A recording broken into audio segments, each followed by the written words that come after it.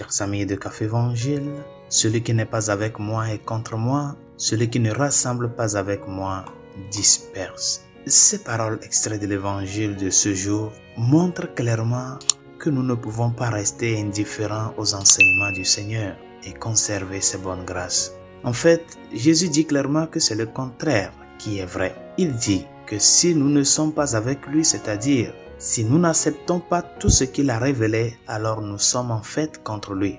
Si nous rejetons les enseignements du Christ, si nous voulons qu'il fasse les choses comme cela nous semble et non selon sa révélation, alors nous sommes en train d'aller à l'encontre de lui. Être neutre sur les questions de foi et de morale, bien chers amis, n'est pas du tout de la neutralité. C'est un choix que certains font et qui a clairement pour effet de les séparer de Dieu. Par exemple, en matière de foi, si quelqu'un dit « je ne crois pas à l'Eucharistie », il rejette Dieu.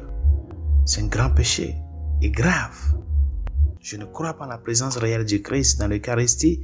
C'est ce que nous appellerons un péché contre l'Esprit Saint. C'est un rejet de Dieu. Et s'il n'est pas de notre devoir d'être leur juge, il est de notre devoir de reconnaître qu'ils ont exprimé une croyance contraire à la vérité. Ils sont dans l'erreur. Et s'ils persistent dans cette erreur, ils se séparent de Dieu.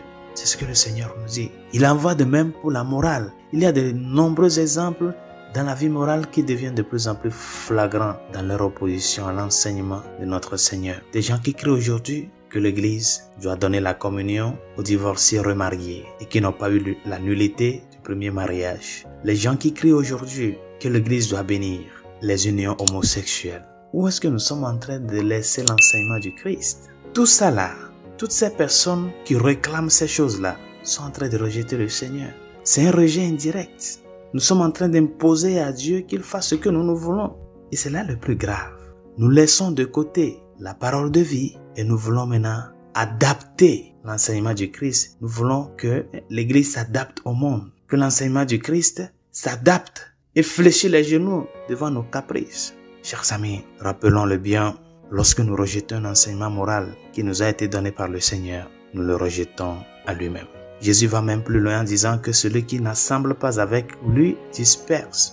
En d'autres termes, il ne suffit pas de croire personnellement à tout ce que le Seigneur a enseigné. Il faut aussi l'enseigner aux autres. Si nous ne le faisons pas, et si au milieu de cela nous offrons une fausse forme d'acceptation de l'erreur d'autrui, alors nous travaillons en fait contre Jésus.